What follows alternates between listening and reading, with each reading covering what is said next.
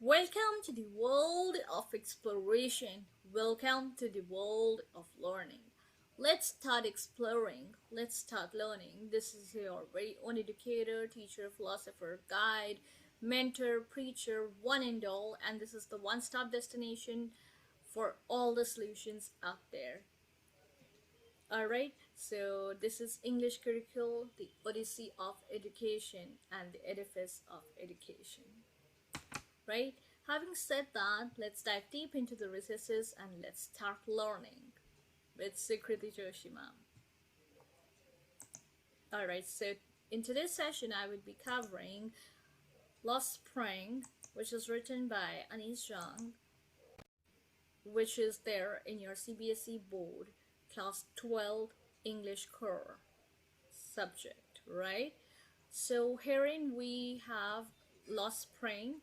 So this is the title of the lesson, Lost Spring, and it is written by Ani Jung, right? So it is written by Ani Jung, and we do get to see that how this lesson, how this chapter is actually divided into two parts. So you will get to see that how we do get to see two parts. So this is the first part. Sometimes I find a rupee in the garbage, and the second part would be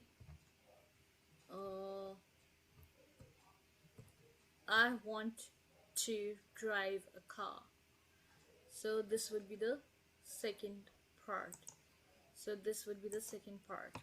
Right? I'll just clear. Yeah. So this would be the second part, right? I want to drive a car, right? Clear? Alright. So first we'll study the first part and then we'll move on to the second part. So this is the first part. This is the first part. Clear? And that would be the second part. So we will be having first plus second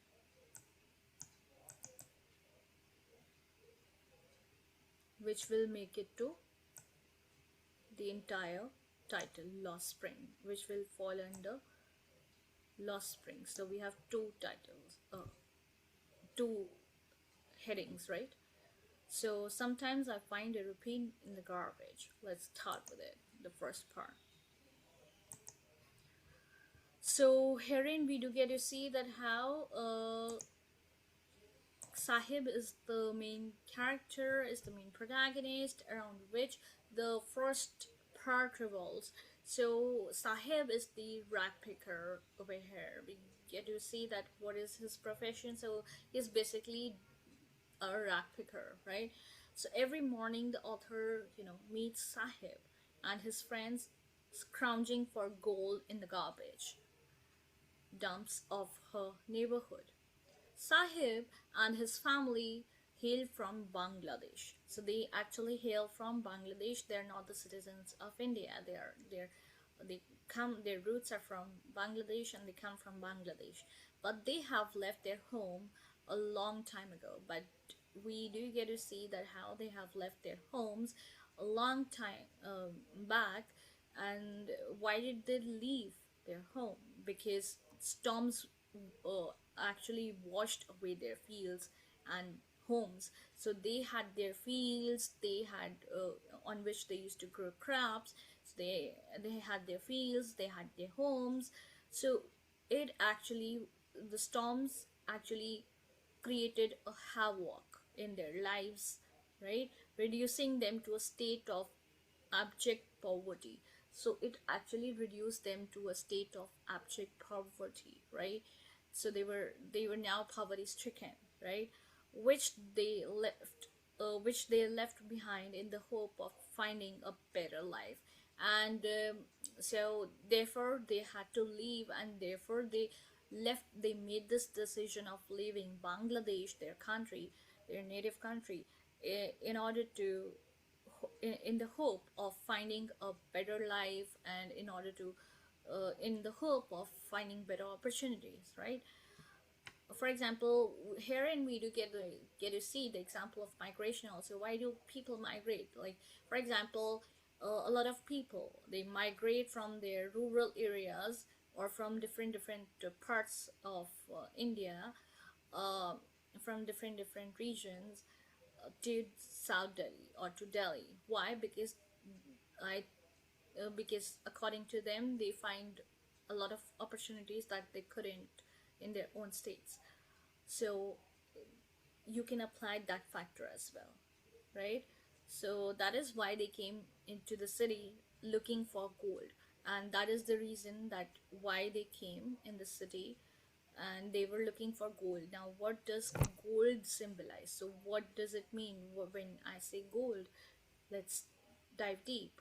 So the author asks Sahib why he does rat picking and does not go to school. Now the author, we do get to see that how the author is asking Sahib, who is the character, right? That why is he indulged into rat picking business, and why is he not attending his school regularly? Why is he not going to school? Why doesn't he enroll himself into a proper school and get educated? So to this he replies that there is no school in his neighborhood. And to this, what, just listen to the reply that Sahib gives, right? So Sahib over here replies that no school is there in his neighborhood. So the author, uh, you know she when we get to see that how the author jokingly promises to open a school. So now she's, she's joking actually, but Sahib, being a small child, being a small kid, being a small lad, doesn't understand that it was a joke. And for them, this joke actually, for him, it meant a lot. He actually started nurturing dreams. He actually started giving birth to dreams, that he can actually build something out of his education. So he really wanted to go to school. He really wanted to attend the classes. He really wanted to attend the sessions of the school and see how school system is all about, how school system is all like. So yeah, so the author jokingly promises to open a school. After a few days, Sahib asks if the author has opened the school. So after a few days now, Sahib, when he meets the author, he asks that, have you opened the school? Because he's so enthusiastic, he's filled with joy, he's filled with uh, elation, and he's ecstatic that finally school is going to be open, and I can go to school, I can attend the classes, so on and so forth. He was so happy. So, the author is very embarrassed at this point of time. She feels that she had made a major blunder, and she did, right? Because you cannot make fake promises. She sort of had shown a different picture altogether, which cannot be fulfilled. So the author is very embarrassed at having made a promise that was not meant to be fulfilled, right? Nevertheless, she realizes that such promises are made to these children almost every day. But nevertheless, then she, even realizes that such kind of promises, are made every day to such children, to these children, and they're unkempt, they are not fulfilled, they are hollow in nature, they are shallow, you know so it's kind of okay for these children now, because nobody actually comes and truly fulfills those promises that they had made to these children. Now we get to the point, what does the name mean? So what does your name mean? Just comment in the comment section below and let me know what does your name mean, right? So herein we are going to have a look at what does the name Sahib-e-Alam means. So Sahib-e-Alam, when we say, so his full name was Sahib, so we know Sahib. Now his full name was Sahib-e-Alam, right? And he was from Bangladesh. So Sahib-e-Alam, which actually means, the meaning is Lord of the Universe. Now, it is ironical, isn't it? So, it is very much ironical in nature that Sahib-e-Alam literally means Lord of the Universe. That means one who is the master of the universe, Lord of the universe. And ironically, he's a rat picker, but he's not the lord of any universe. He is actually a rat picker, a normal rat picker. So after some months of knowing him, the author asks Sahib his full name. So after having knowing him, knowing uh, Sahib for several months, now the author asks Sahib his full name. The author notices the irony, as I've mentioned before. Yeah. So the irony in Sahib's name, Sahib-e-Alam, which means Lord of the Universe.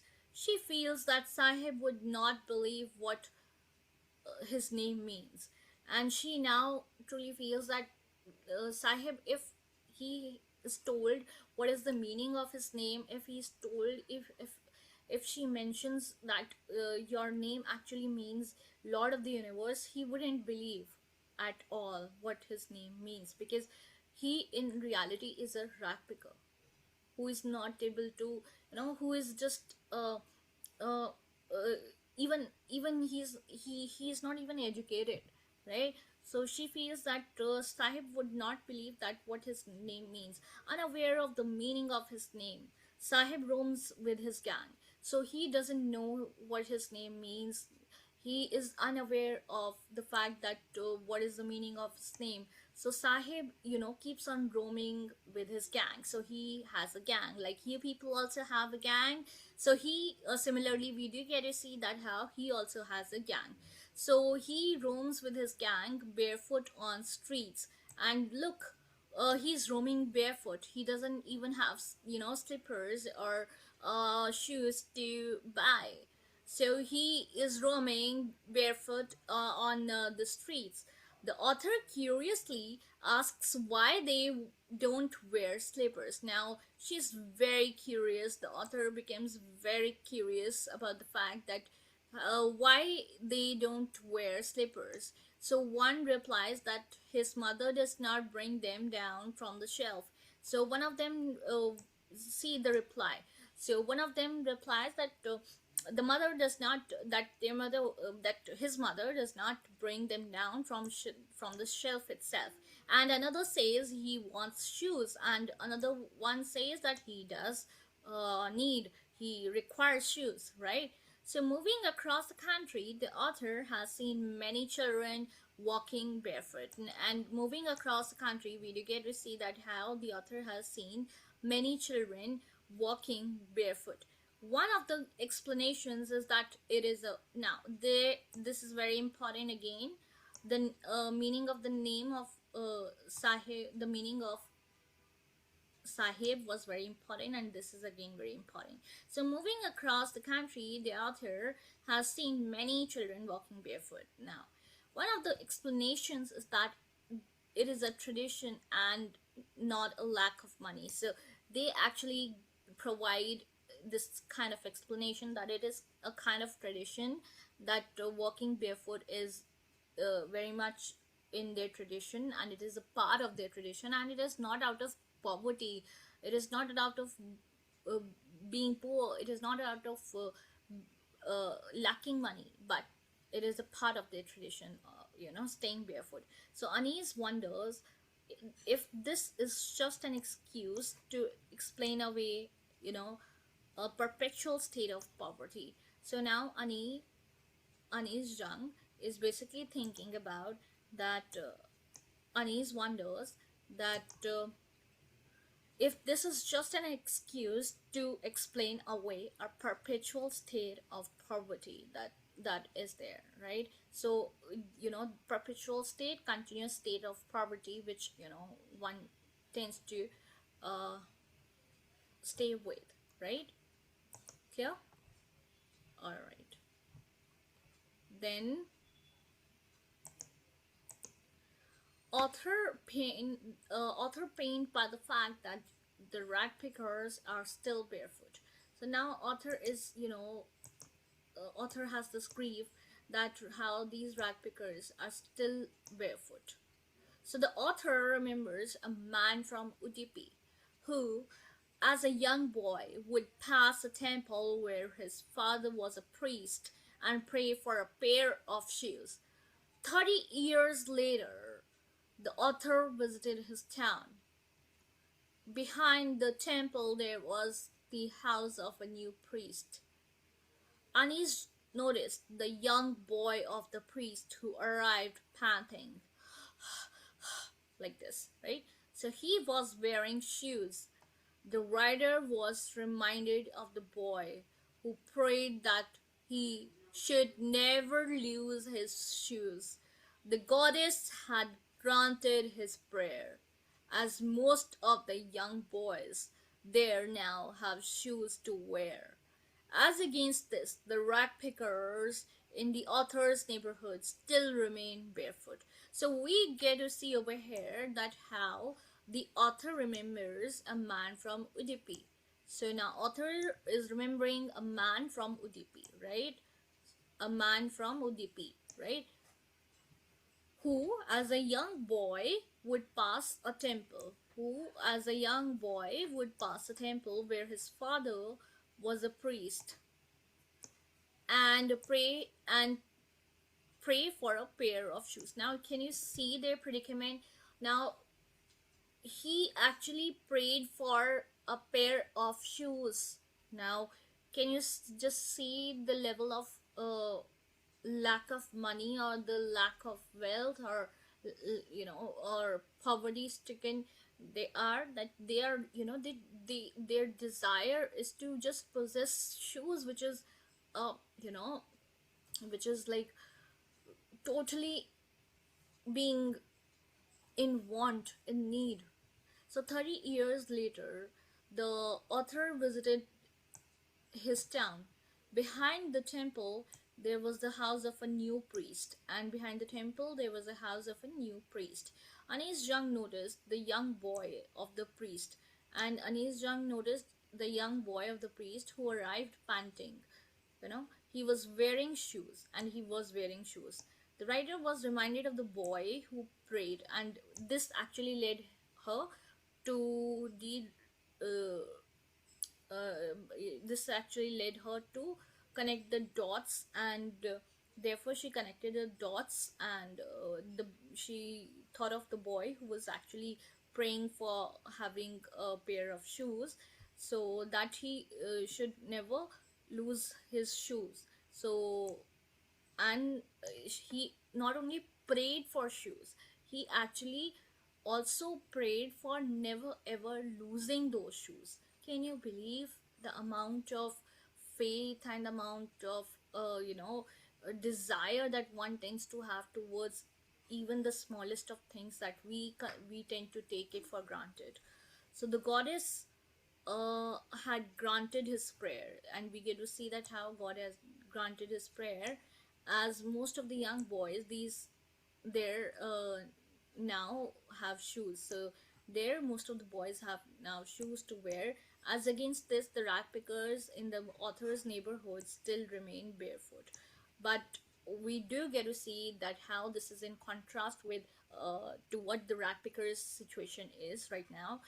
So she actually sees that how the rag pickers in the author's neighborhood still, they all the rag pickers, they still remain barefoot, and they still call it a tradition, right? Clear?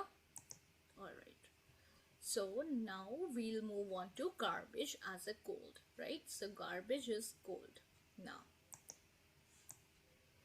the author's acquaintance with the barefoot rag pickers takes her to Simapuri. Now we are talking about Simapuri, right? Which is very, very important. So whatever I'm underlining, whatever I'm highlighting, do underline it, do highlight it in your books or note it down. First, underline and highlight it. Secondly, pen down in your notebooks. So Ragpickers takes her to Simapuri. Simapuri is a place on the periphery of Delhi. So that means basically, suppose this is Delhi and this is the circle, right? And so this would be the periphery, right? So periphery, which is not at the center, which is which is distant from the center, that we can say, right? So yet miles away from it metaphorically. So because it is a metaphorical title, and we do get to see that how metaphorically, if we speak, if we talk about it. So Simapuri is a place on the periphery of Delhi. So Simapuri is a place on the periphery of Delhi. So suppose here Simapuri is over here. Now suppose Simapuri is over here, right? This is S for Simapuri. Simapuri is a place on the periphery of Delhi, yet, so we are talking about Delhi, metropolitan city, right? But it is miles, yet miles away from it, metaphorically. But it doesn't seem as if it is a part of Delhi, as if it is a part of Delhi, right? Right? So the place is home to, you can see, these many shoeless rag pickers like Sahib. So 10,000 other shoeless rag pickers like Sahib, they're all Bangladeshi. So this place is home to 10,000 other shoeless rag pickers like Sahib. Just give me a second. Yeah. Who came here back in 1971. So they came here back in 1971, right? They live in very poor conditions in mud structures with roofs of tin and tarpaulin. So they live in very poor conditions in mud structures with roofs of tin and tarpaulin. Clear? The place has no running water facility and no drainage, and the place also does not have any running water facility and there's no drainage. Obviously you can't, if there's no running water facility, obviously there will not be any sort of drainage too. The rag pickers have lived here for the past 30 years. So they have lived here for the past 30 years, right? They have lived here for the past 30 years. Yeah, some even more. Without identity. Now again, this is very important. So they have lived here without having any sort of identity, yet they have valid ration cards. Again, this is irony. This is ironical and paradoxical in nature, right? So without identity, yet they have valid ration cards. Not having an identity does not bother them, and even if they don't possess that identity, Indian identity, it does not bother them because they are concerned with having food. They want food, they want to survive, and in order to survive they have ration cards for it, so they don't need any sort of identity, right? So it does not bother them. If at the end of the day they don't sleep with empty stomachs, so if they aren't sleeping empty stomachs, then it hardly matters that whether you have identity or you don't. So they prefer to live there. So they prefer to live here rather than in the fields at home, which give them no grain. So they actually, what they prefer is to live here rather than in the fields at home. So they prefer to live here rather than in the fields at home, which give them no grain. So obviously because of what I just told you in the initial part, that they migrated, right? Because of the storm. So because of the storm, they migrated. So there wasn't any point in staying in the fields at home, which actually couldn't have, which could not give them any grain, right? Because crops would fail, right? So they who once lived in the beautiful land of green fields. Now we do get to see that how they who once lived in the beautiful land of green fields and rivers are now compelled to pitch their tents wherever they find food.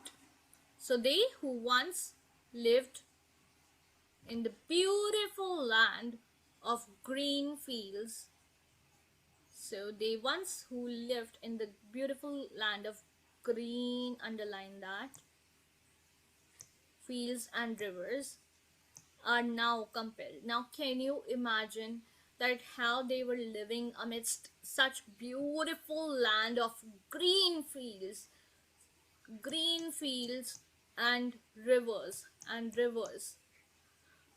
are now compelled to pitch their tents wherever they find food, are now compelled to pitch their tents wherever they find food, right? All right, so they uh, this is again very important. This is very, very important. Now let's move on. Children are born in them and became partners in survival. And survival in Simapuri means rat picking over the years. So children are born in them and become partners in survival, right? So we do get to see that how children are born in them and they become partners in survival. And survival in Simapuri, and we do get to see that how survival in Simapuri means rat picking. So if you want to survive in Simapuri, right, for example, if this is Simapuri and if you want to survive in Simapuri, then for survival you will need rat pick you will need to do rat picking. Over the years, rat picking has become an art. So over the years, rat picking has become an art, right? Garbage is gold. Again, very important. Garbage is gold to these rat pickers. So garbage is gold. GG, right?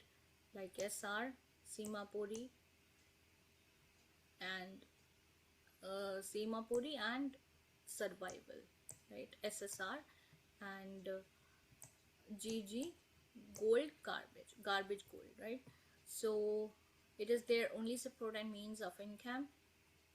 Garbage is gold to these rat pickers. It is their only support and means of income. So it is their only support and means of income. Sahib tells the author that sometimes he finds a rupee, even a 10 rupee note.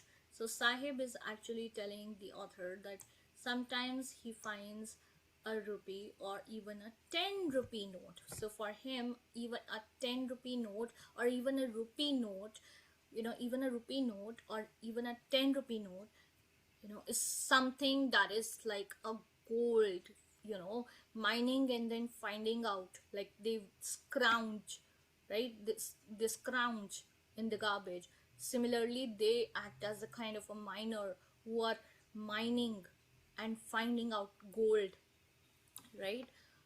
So Anis Jung realizes that garbage holds a different meaning to both parents and children.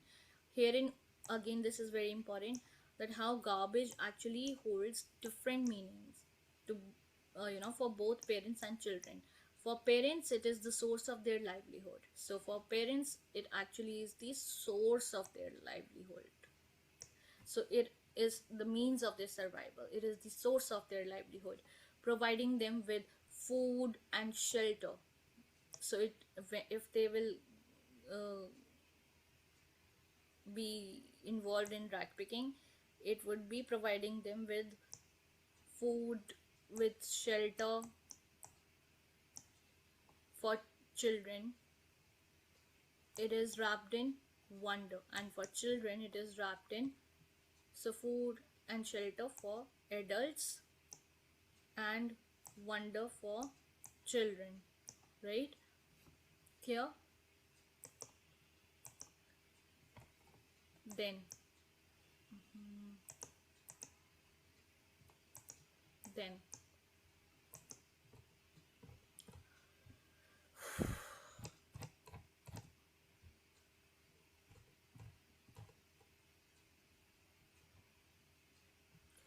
then we get to see another encounter with poverty. The people of, okay, wait, give me a second. Give me a sec. All right, then we come on to Lost Spring. So we will come on to Lost Spring. One winter morning, the author sees Sahib outside the fenced gate. So one winter morning, so we are talking about winter season. Which season are we talking about? Winter season. The author sees Sahib outside the fenced gate of the neighborhood club. He is watching a game of tennis, and we do get to see that what is he watching? He's watching a game of tennis, right? Sahib seems to be fascinated by the game, and he seems to be fascinated by the game of tennis, right? So he tells the author that sometimes the guard lets him in. So sometimes it's because it's not always allowed, but sometimes the guard lets him in, and then he can ride the swing, and then he is able to ride the swing. So he feels so he feels beauty in each and every aspect. That's what we can say here, that children tend to feel that everything is so beautiful, everything is a kind of a gift, everything is wrapped in a wonder, full gift, and everything is like a wonder for them, right? Everything is a new thing, new gold mine, right? So because they are very innocent, they're very innocent, right? So the author notices that Sahib, however, nowadays children have changed, but children are innocent because they have not experienced life the way it is, right? So the author notices that Sahib is wearing tennis shoes. Now the author, what does she notice? That Sahib is wearing tennis shoes. Sahib tells her that someone gave them to him, and now Sahib told her that someone gave those shoes to him, right? The fact that some rich boy discarded the shoes because there was a hole in one of them does not bother him. And the fact that some rich, wealthy boy had discarded the shoes just because of the fact that there was a tiny little hole. We tend to feel that, we are thankless most of the times, and no matter what we practice or we preach, we tend to be thankless about a lot of things. We tend to be not appreciating things around us. We tend to be not paying gratitude for what we already have.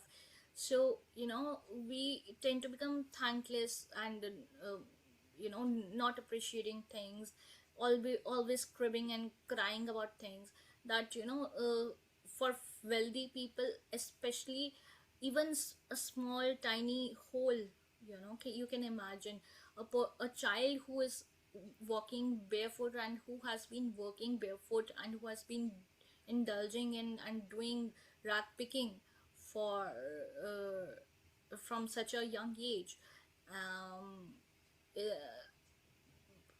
wearing the shoe with a hole, and not minding that he is wearing a shoe of a wealthy boy who just discarded the shoe because of a small hole in it. For him it is a blessing in disguise, right?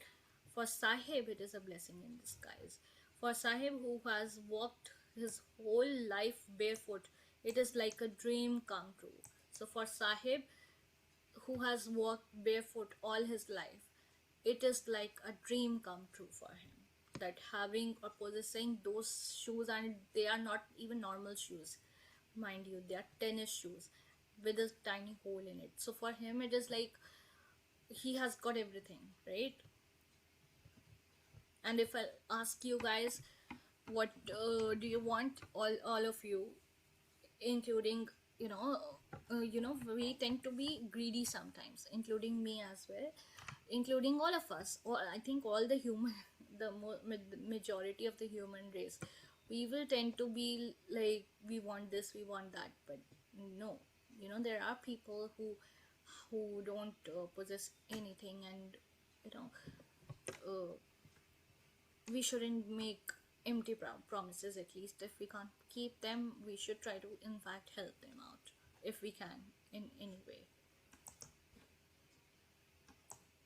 But herein, I'm talking about, and we are talking about, and Anish Jung is also talking about the real poor people. I'm not talking about the people who pretend to be poor. I'm talking about the real poor people out there, right?